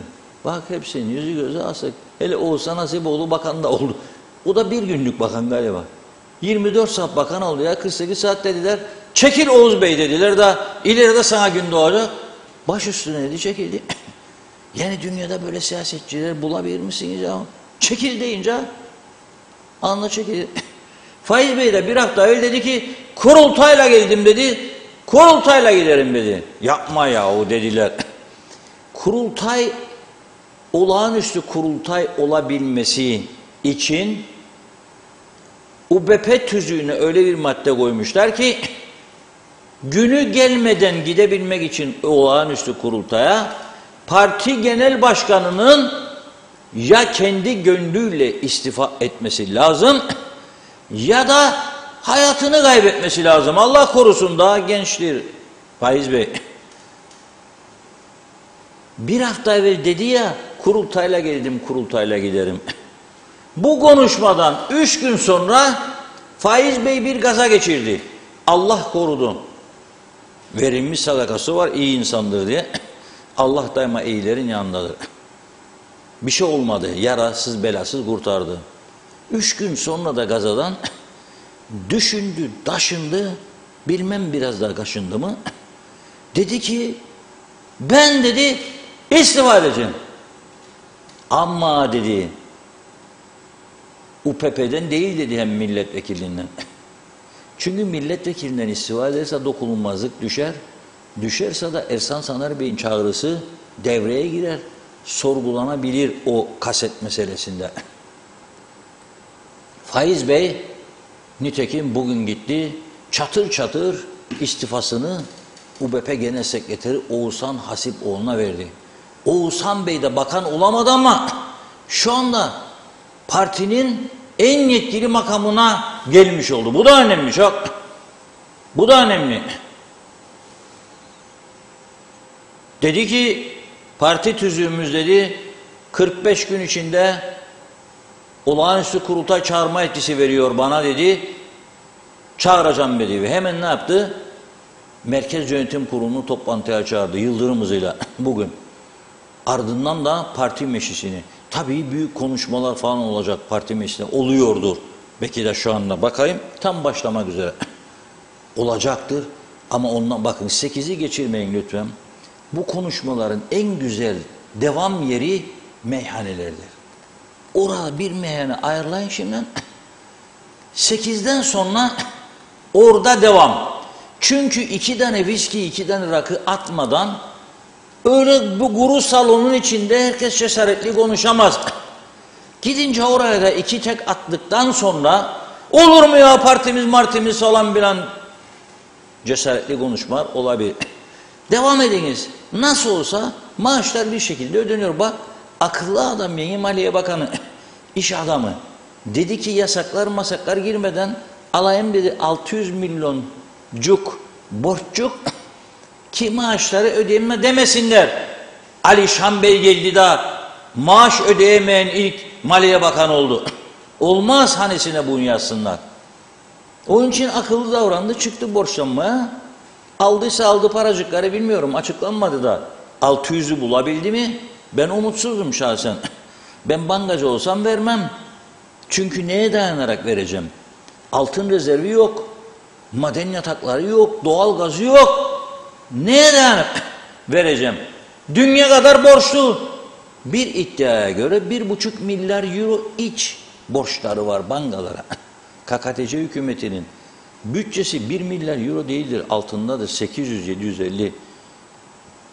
Ama yerel bankalara özellikle devlet babanın bankalarına 1,5 milyar euroya yakın borçlar. Neyin? Bizimdir, biz beceririk yöneticilik dediğimiz, batırdığımız Kıbrıs Türk Hava Yolları'na verdikleri krediler. Nedir? Hamma humma humba olayların çok döndüğü ve hala da hiçbirinin yargılanmadığı toprak ürünleri kurumu. Ona verilen krediler. Ağırlık bu ikisinden. Elektrik kurumu vardı, ödediler mi bilmiyorum. Sosyal sigortalar vardı, ödediler mi bilmiyorum ama ağırlık bu ikisinden. Hala bugün oldu Kıbrıs Türk Hava Yolları'nın dosyaları açılmadı. Mesele yok deyip kapatmışlar. Yahu kim söyledi size? Uçağın motoru arızalandı diye bir rapor çıkarttınız. Da bulamadınız gidecek ülke Türkiye burada. Hadi Türkiye'de yok. Almanya burada. Avusturya burada. Ne yaptılar? Singapur'a götürdüler motoru. Singapur'a hasta la vista derler şeyler. Kübalılar Allah'a ısmarladık diyeceğinde bay bay. Hasta la vista dediler gittiler. Singapur'a başka bir uçağına koydular motoru. 5 milyon dolar ödemişler. Getirdiler. Aman Allah'ım demişler. İstanbul'da takacaklar. Bu muson iklimlerine göre ayarlanmış motordur. Olmaz. Döndüler bu da Frankfurt'a gittiler. Lufthansa yaptı motoru kendilerine. Peki o giden paralar? Hesap kitap sorulmadı. Kim aldı bu kararlar? Daha bunun gibi çok mesele var. Ama mesele yok diye kapatıldı. Şimdi nereden geldik Kıbrıs Türk Ağa'na? Hemen hemen her meselede siyasetin parmağı var. Onun için geldik. UBP'de bu yarış durmayacak. Durmayacak. Faiz Bey de gidip mahkemede ifade vermesin diye dedi ki milletvekilliğim devam edecek. UBP'den de ayrılmıyorum dedi. Ve bugün sosyal medya hesabından çok duygulandırıcı bir açıklama yaptı. Hızlıca okuyacağım vaktinizi çalmayayım diye ama eminim siz de merak ediyorsunuz. Ne dedi? Şimdi Görneş'te, Abahor'da, Galavaş'ta, ne bileyim Akçay'da oturup beni izleyenler Londra'da. Ona da geleceğim. Londra'da çok güzel. Bizim çağrımız üzerine Havva Rozagi Hanım dün Küçük Kuzey için bir çağrı yapmış. Sosyal etkinliğe katıldı. Onu da programın sonuna bıraktım. Mutlaka ona değineceğim. Özlem Hanım da bana hatırlatacak unutursam. Kuzey çok önemli. Kuzey'e destek. Değerli halkım, sevgili, çok kıymetli yol arkadaşlarım, sevgili Ulusal Birlik Partilileri diyor. Nasıl çok kıymetli yol arkadaşları? Seni yarı yolda bıraktılar her defasında. Nasıl? Bugün ailem, dostlarım, sağduyusuna güvendiğim partilerim yapmış olduğum değerlendirmelerin ışığında aldığım kararı sizlerle paylaşmak istiyorum. Siyasete makamlarla değil, UBP'nin sıradan bir neferi olarak başladım. Mahalle örgütlerinde adım adım bu büyük yolculuğa devam ettim. Üyelerimizin teveccühleriyle partimizin hemen hemen her kademesine görevli üstlenerek aktif siyasete girmiş oldum. Partilerimiz uygun gördüğü milletvekili seçildim, layık gördüler, bakanlık görevinde bulundum. Tüm süre zarfında partime ve ülkeme hizmet etmekten başka bir gayem olmadı. 2021 yılında bana inanan, güvenen partilerimiz desteğiyle UBP tarihinde benzeri çok az rastlanmış bir oranla %61'lik oyla ilk turdan parti genel başkanı seçildim. Hemen ardından 1. Sucuoğlu hükümetini kurarak ilk kez başbakan olmanın büyük onurunu yaşadım. 58 gün, 58 days. 2022 yılında yapılan erken genel seçimde pandemi gibi önemli ve küresel bir krizin ardından dalga dalga yayılan ekonomik krize ve sağ merkezden sonradan doğan partilerin varlığına rağmen yüksek bir oy oranıyla UBP'yi hep birlikte yeniden birinci parti yaptık. Bir kez daha hükümetimizi kurduk ve istikrarlı bir gelecek, sürdürülebilir bir ekonomi. Hemen çalışmaya başladık. Hükümet çalışması devam ederken herkesin yakından şahit olduğu talihsiz durumlar dolayısıyla hükümeti bırakmak zorunda kaldık. Daha sonra hükümet ortaklarımızın anlaşılmaz tavırları yüzünden yeni bir hükümet oluşumu mümkün olamamıştır. DP ve YDP önce dedi yürü de korkma arkanda Ek Faiz Bey dediler. Sonra dedi ki yok ya biz bir şart koştuyduk, o şartı yerine getirmediği için biz yokuz dediler. Yaşananlardan sonra yapılan istişareler sonucunda partimizi ve ülkemizi böylesine önemli ekonomik sıkıntıların yaşandığı bir süreçte yeniden seçimlerle yüzleştirmemek adına yine partimiz tarihinde hiç görülmemiş bir fedakarlık göstererek bir adım geriye çekildim diyor. Zamanında da Hakkı Hatun Bey DP'den bir adım geri çekildiydi. Denktaş Bey ona dediydi Serdar'ı getirsin diye. Dedi bir adım geri çekilmesini bilenler dedi ileride dedi 2 adım önde giderler. Hakkı Bey de çekildiydi parti başkanlığı ve başbakanlık talebinden, sonra meclis başkanı yapıldı. Yani ikinci adam, başbakan üçüncüdür. O yüzden dediğini yapmış yani Denktaş Bey'in. Ve başbakanlık mevkiini başka bir partili arkadaşıma devrettim.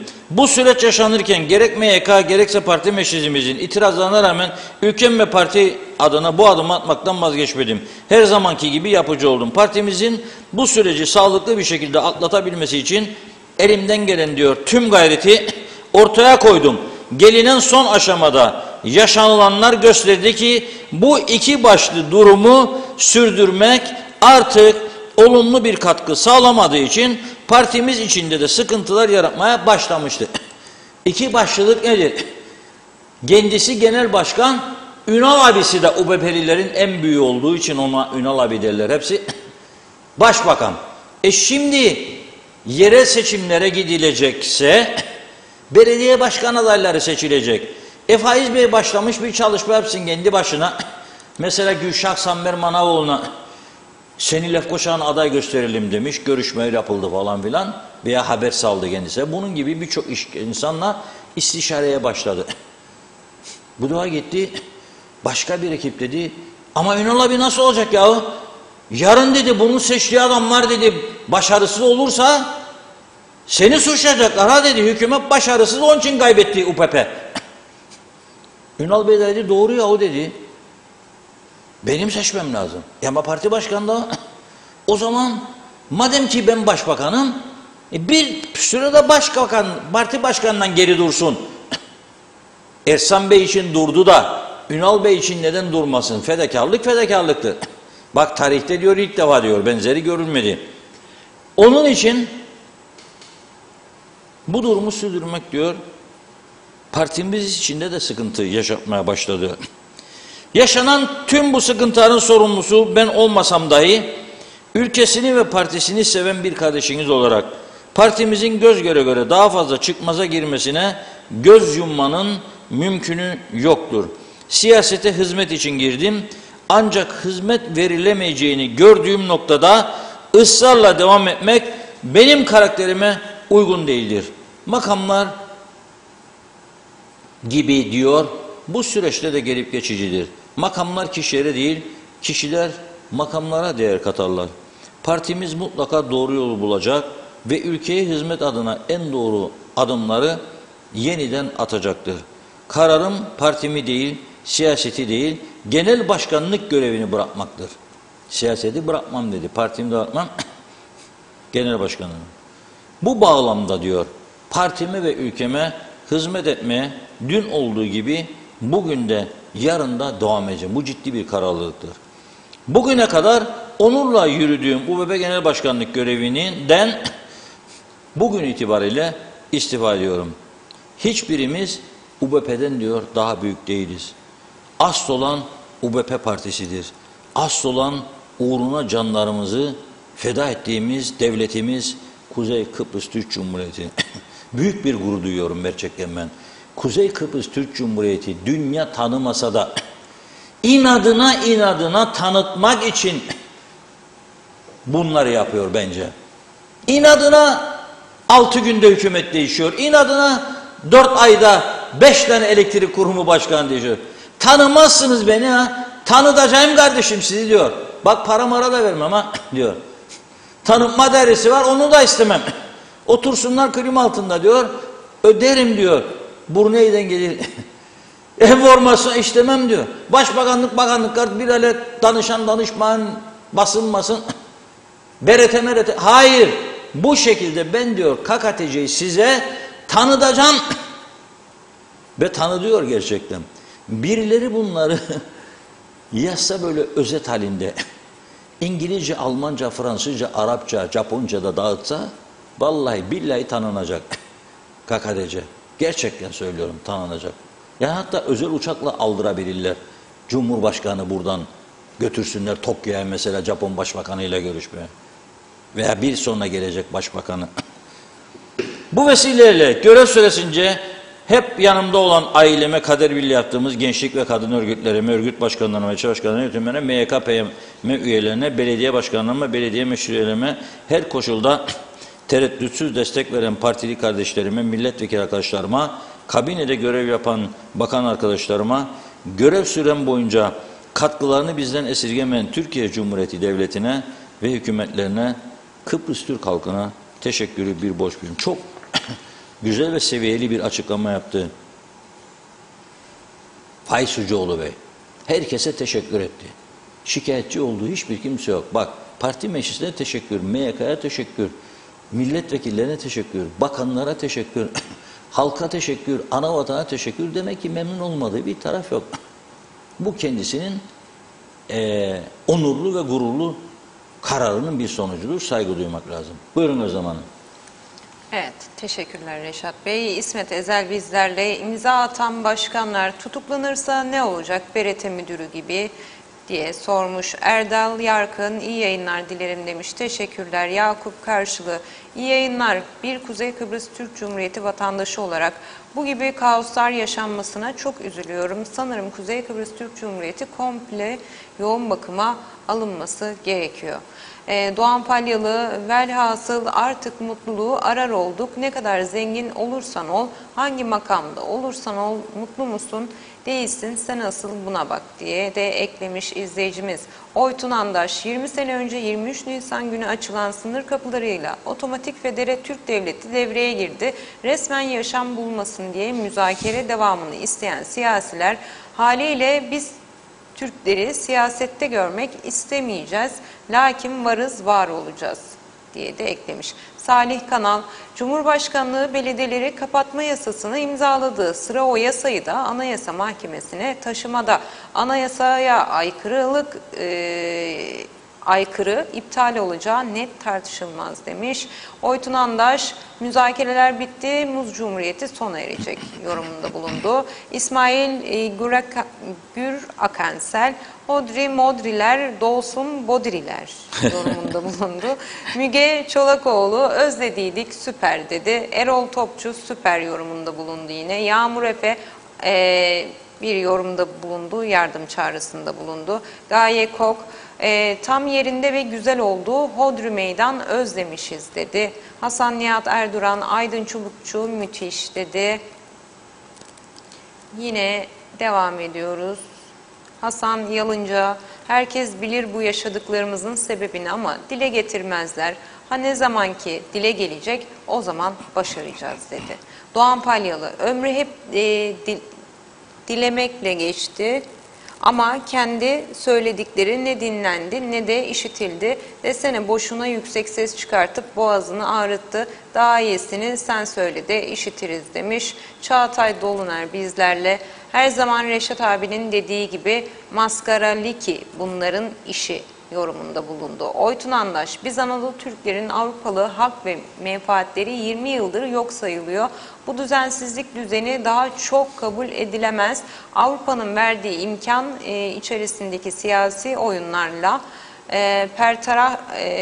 bertaraf edilmesi, müsaademiz yoktur bertaraf edilmesine demiş. Müzakere demek Anadolu Türk halklarını perah etmek demektir demiş. Ömer Boz Karavezirler, düşünün bunların arkasından giden ve destekleyen bir halk var. Tencere kapak. Mehmet Uluçaylı, maşallah öyle bir ülkede yaşıyoruz ki ülkede inşaatlar, işletmeler, turizm yapan küçük işletmeler, kayıtsız yanlarında çalışan hepsi kaçak, ülke açık kötü işlere uğraşan yabancılarla dolu. Böyle bir ülkeyi sevmeyeyim de ne yapayım, benzeri yok, eşi yok dedi. Vedat Özkan, bu yaşa geldim böyle bir siyasal uygulama görmedim. Bu uygulama Afrika'da dahi yok. Ülke parayla, sanayiyle, fabrikayla, turizmle, istihdamla yönetilir. Bunu siyasiler de biliyor fakat işlerine gelmiyor demiş. Nazime Nalman bizlerle. İyi akşamlar Özlem Hanım, Sayın Reşat Bey. İyi yayınlar dilerim. Yine istifalar başladı. Ne olacak böyle bu durumlar? Günden güne neden kötüye gidiyor, böyle oluyor? İnanın şimdiye kadar böyle ne duydum ne gördüm. Kıbrıs'ın halkına yardımcı olsun, iyi seyirler düşünelim, iyi şeyler düşünelim, iyi olsun demiş. Mutlu, iyi akşamlar, selamlar, sevgiler, İskele'den tüm sevdiklerime demiş Nazime Hanım. Mehmet İnancı, geçmişte Hamal'ın meyhanesi varmış Sayın Akar. Doktor Küçük de ekibiyle bu meyhanede içerler ve karar alırlarmış. Büyüklerimizden böyle işittik. Kıbrıs'ın meyhane zevki bitmez. Vahit Erdoğan, bu ülkede sürekli bir action olması lazım. Aksi halde ne gün geçer ne de zaman ne de gündem oluşur. Onun için bunların oluşması şarttır Reşat. Abileri çok görme onlara bunu. Küçücük ülkede başka ne yapsınlar sen söyle demiş. Oytun Andaş, gerçeği bilen ve doğrudur diyemeyen Reşat abi bile bu konuda konuşamıyor. Hayat paylaştıkça güzeldir Reşat abi. Ben başlattım, devamını vatanseverler tarafından sağlanacaktır demiş. Erdal Arabacıoğlu bizlerle yine. Oytun Bey bir yorumda daha bulunmuş. Kuzey Kıbrıs Türk Cumhuriyeti tanınmaz be Reşat abi. Bilim müzakerelerle eşittir Federe Kıbrıs Türk Devleti var demiş. Hüseyin Kaya Erdal, iyi yayınlar. Gönyeli'deki yeni yapılan otelin kutlamaları aylardır bitmiyor. Gece 2'ye kadar demiş. Yeliz Su, Faiz Bey kusura bakmasın, gabak kesmesin. İlk kendine yanlış yaptıklarında resti çekip istifa etseydi herkes sağcısı solcusu ayakta alkışlayacaktı. Ulusal Birlik Partisi milliyetçi, ülkesini seven yönetenlerin ülkesini seven bir parti diye kuruldu ama şu an yönetenlerin hepsi menfaat ve cepleri için arkasından gidiyor. UBP milliyetçi değil, milliyetçi ise demiş, yaramayan bir partidir. Mehmet Bulduk bizlerle. Faiz Bey'i tebrik ediyorum. Onurlu bir duruşla istifa etti yorumunda bulundu. Vedat Özkan, siyasilerin kendilerinde istikrar yok. Ülkelerinde istikrarı nasıl sağlayacaklar? Erkan Erçika rezillik yorumunda bulundu. Hızlıca şöyle bakıp atladığım bir şey var mı diye bakmak istiyorum. Yok. Çok teşekkür ediyoruz sevgili izleyenler yorumlarınız ve değerli katkılarınız için. Evet Reşat Bey. Evet, çok teşekkür ediyoruz. Kuzey'i unutmayalım Reşat Bey. Kuzey için Evet, Londra'da Kuzey'i güzel bir gelişme vardı. programın sonuna bıraktım. Sonlara da yaklaştık zaten. Şimdi önce şunu söyleyeyim. Yarın güneyde de okullar açılıyor. Lütfen bakın, bugün sabahleyin bir arkadaş bana Metehan'dan mesaj gönderdi. Dedi ki yarım saat oldu, sıradayım. Geçemiyorum Metehan'dan güneye. 3. kapı kapalı diye dedi. Bizim 3 kapı. Neden kapalı? Çünkü adam az. Yetiştiremiyorlar. 3. kapıyı açtıklarında hiç dinlendirmiyorlar. O kadar çağrı yaptık. Bakın ne kadar. Yerel seçimler, sabahlara kadar meclis, kavgalar, gürültüler. Olduydu, olacaktı, olmadıydı, şudur budur. Parti başkanı, kurultay murda. O kadar enerjileri var bunlar için. Fakat ülke menfaatine olacak konularda hiç enerjileri kalmıyor. Görmez, duymaz bir hale geliyorlar. Uyuyorlar sadece. Halbuki hem oradan buraya her gün binlerce insan geliyor, para akıyor. Hem de bizim insanımıza. Güneyde çalışanlar var, güneyde çocuk okudan var. Giderler, yarın okullar açılacak. Tedbir alınması için çağrı yapıyorum buradan. İnsanları ezmeyelim. Muhaciret dairesi, muhaciret memurlarının sayısını artıralım, güçlendirelim. Ta ki yenileri gelsin, geçici formüller üretilebilir, üretelim. Bir an önce mastika oyunlarını gene yaparız yahu. Ama bunlara da bir bakalım, arada bir. Basit işçiliklerdir bu söylediklerim. Neyse, bir önemli konuda dün bahsetmiştim. Güvenlik kuvvetleri eski komutanının açıklamaları. Eski komutan, emekli Tuğgeneral Altan Er, bir gazeteci arkadaşımıza açıklama yapmıştı. Bugüne kadar da yalanlanmadı. 3. gün doldu. Hayır, ben bunu yapmadım, bu doğru değildir demedi. Emekli bir generaldir. Emekli de olsa Türk Silahlı Kuvvetleri'nin bir mensubudur.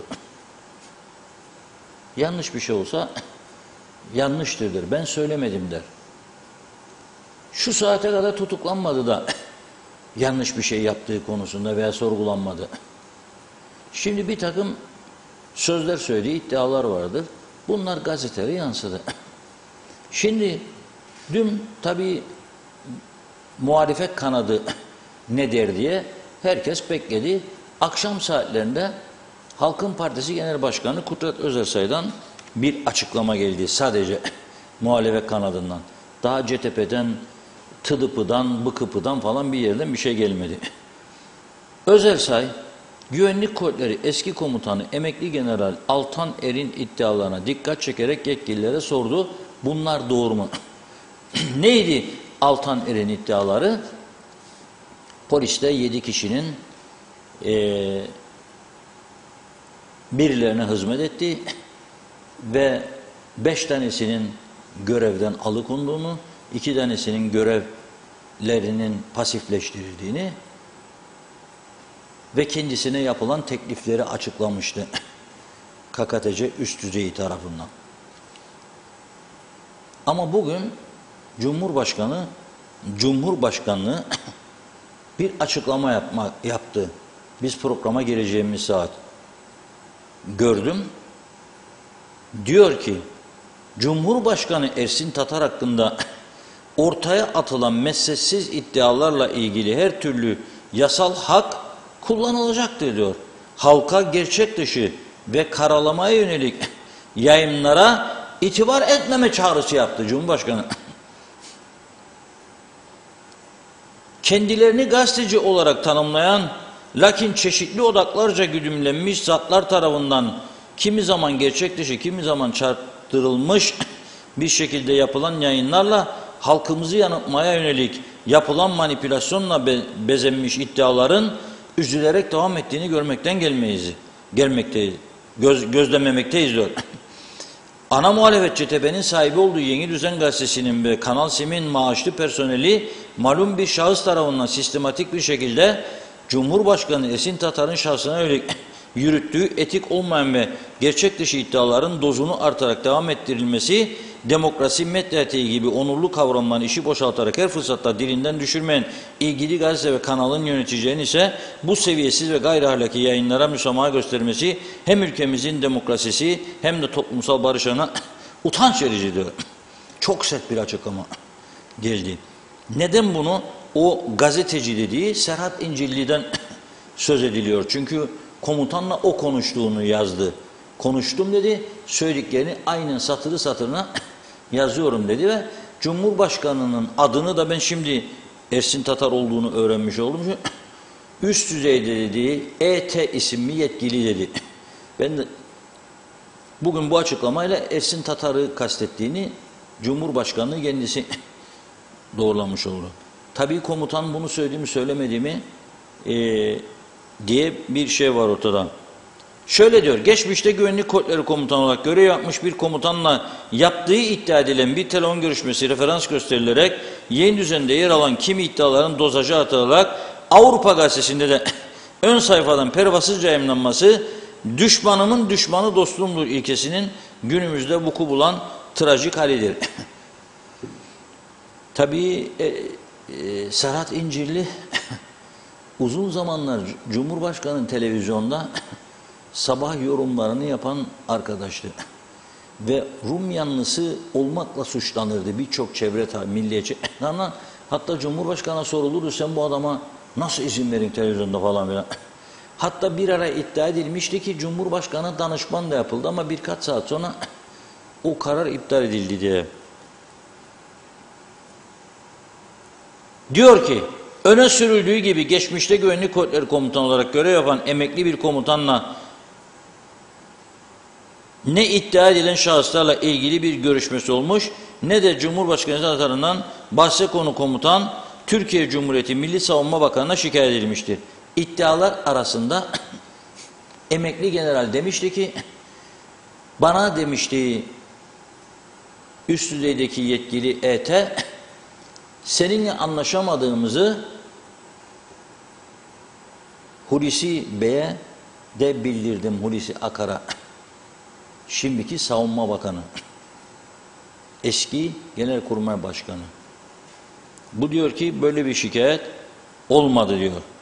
Cumhurbaşkanı yönelik sistematik bir şekilde maksatlı haddini aşan ve hasmane bir üslupla gerçek dışı eleştirilerde bulunan gazetecilerle ilgili takdiri sağduyu sahibi, vicdanı hür halkımızın yüce vicdanına bırakıyoruz diyor. Şimdi bu konu bu raddeye geldikten sonra Cumhurbaşkanı'nın da bu açıklama yapıldıktan sonra yeni bir açıklama gelir mi bilmiyorum ama göreceğiz. Gelme olasılığı yüksektir diye düşünüyorum. Çünkü bu sözlerle de o generali yalanlamış oluyor bir yerde. Ben diyor onu şikayet ettiğimi söylemedim. Ne de kendisine böyle konuşmalar yaptım demek istiyor. Durum bu merkezde. Şimdi programın sonuna geldik. Birkaç gündür ara vermiştik ama Küçük Kuzey'in tedavisi için Amerika'ya gidip ameliyat olabilmesi için zaman daralmıştır. Artık son günlerdeyiz. Yardıma ihtiyacı var. Bu iş ciddidir. Bu işin içinde herhangi bir çıkar meselesi yok. Bu gördüğünüz çocuğun 4 yaşındaki Kuzey'in yürüyebilmesi bizlerin ellerindedir. Bir akşam yemeğine 4 kişilik grup 3-4 bin TL verebilen bütün arkadaşlara herkese sesleniyorum. Afiyetle yiyiniz. Bir gece ara verin ama o 3-4 bini Kuzey'e yatırın. Ziraat Bankası'nın herhangi bir şubesinden parayı yatırabilirsiniz. Babası Gürdal Selengüçlü adına. Tekrar ediyorum, Gürdal Selengüçlü. Bu çocuğun yürümesine yardımcı olun. Veya Telsim veya Turkcell hattından SMS 3205'e SMS gönderdiğinizde sadece 20 Türk lirası telefon hattınıza yazdırmış olur. 20 lira. 20 lira. Bir hellim alamazsınız bunu. Bir hellim, bir de sıcak ekmek 5 dakikada biter. Bir hellim alamazsınız. 20 lira. Durumu iyi olan arka arkaya 4 tane, 5 tane, 10 tane de atabilir. 10 tane ise 200 lira. Hiç kimseyi rahatsız etmez. Yani geliri iyi olanlar açısından söylüyorum. Ama dikkat ediyorum, bakıyorum çoğu bağışlar alt direkten mi orta direkten geliyor. Esas güçlü bir bağış Merit Otelleri yöneticilerinden geldi. En güçlü bağış bugüne kadar 100.000 Türk lirası onlardan geldi. Bir kez daha kutluyorum. Hani bizim de buradaki insanlarımızdan da, varlıklarımızdan da bir haber duymak istiyorum. Ama şimdi lütfen hep birlikte alıyoruz telefonlarımızı. Ne yapıyoruz? 3205'e SMS gönderiyoruz. 3205. İster Telsim, ister Turkcell. 20 lira kuzeye yatmış olacak. Evet, bu desteği ve bu yardımı sizlerden bekliyoruz. Bu bir görevdir. Hepimizin görevidir. Allah yardımcısı olsun. İnşallah yürüyecek duruma gelecek. O zaman da bu yardım yapan herkes vicdani olarak benim de bir kaşık tuzum vardır bunda diyebilecek. Bunun gururu, onuru kadar güzel bir şey yoktur. Bazı durumu iyi, çok zengin, varlıklı milletvekillerine sesleniyorum. Hadi be arkadaşlar, bir aylık maaşınızı ya lütfen verseniz biter bu iş zaten. Sadece siz derseniz. Hadi bak tatildesiniz, çalışmadan geliyor. Ayı ancak geçirenlere sözüm yok. Milletvekilleri içinde de maaşa ihtiyacı olan insanlar vardır. Onlara saygı duyuyorum. Onların ben parasız kalsın, evin taksidini ödeyemesin, evini aç bıraksın demiyorum. Ama durumu çek o yoluna. Bakın bu Hava Rozagi Hanım. Karpaz'dan ta Londra'lara gitti. Çalışıyor. Para biriktirip gelecek de küçük bir otelciyi vardı. Borçlarını ödeyecek. Ama dün bir etkinliğe katılmış o da Kıbrıs'ı Türklerin. Çektim dedi, videoyu gönderdi bana. Dedim dedi bu Reşat Akar'ın başlattığı kampanya desteklediği bu çocuğa biz de destek olalım arkadaşlar dedim dedi. Bir çağrı yaptım. Bakalım ne çıkacak. İnşallah oradan da bir ilgi gelir. Yakınlarını arayabilirler. Oradan yapamazlarsa. Hadi be Mehmet git yatır be benim için de. 20 sterlink bunun için. Ya 50 sterlink yatar para kuzeye katkı sağlamış olurlar. Evet benden bugünlük bu kadar. Son mesajlar varsa okuyalım, veda edelim. Doğan Palyalı, dünya böyle zoraki desteksiz atış gibi oldu ama neyse demiş.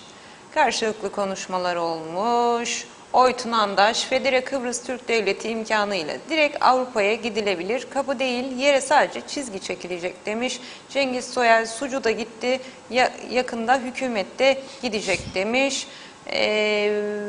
Oytun Bey yine Rus severlere duyurulur de yorumunda bulunmuş.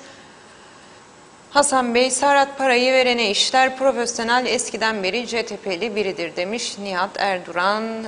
Oytun Andaş yine yukarıdaki yazdıklarımın hiçbiri iddia, hurafe, batıl inanç, illüzyon değildir. Bildiğimi aktarmaktır, vatani görevimdir demiş. Karşılıklı konuşmaları da atladım. Çok teşekkür ediyoruz yorumlarınız için sevgili izleyenler. Son olarak eklemek istediğiniz bir şey olacak mı? Evet çok teşekkür ediyorum. Bir izleyicimiz de dedi, ben dedi çok konuları size yazarım, siz de söylersiniz dedi ama artık dedi bu ülkenin düzeleceğine umudum kalmadı dedi. Galiba izlemeyeceğim televizyonlar dedi. Her gün Diyalog Gazete okurum galiba okumayacağım dedi. Ben de yazdım bu arada. Ne için okumayacaksın bizi dedim. Bizim günahımızı. O da dedi ki yok sizin günahınız yok. Bu yetkililer dedi düzelmediği için yapma bize bunu dedim. Bizi mi cezalandırıyorsun şimdi? Sizin sesiniz oluyoruz de. O da şimdi mesela yok dedi sizden vazgeçmem dedi. Teşekkür ediyoruz. Sizlere de veda ediyoruz. Yarın 16.30'da İnşallah maşallah yeniden birlikte olacağız. Yarın tekrardan karşınızda olmak dileğiyle efendim. Keyifli bir akşam geçirmeniz dileğiyle. Hoşça kalın.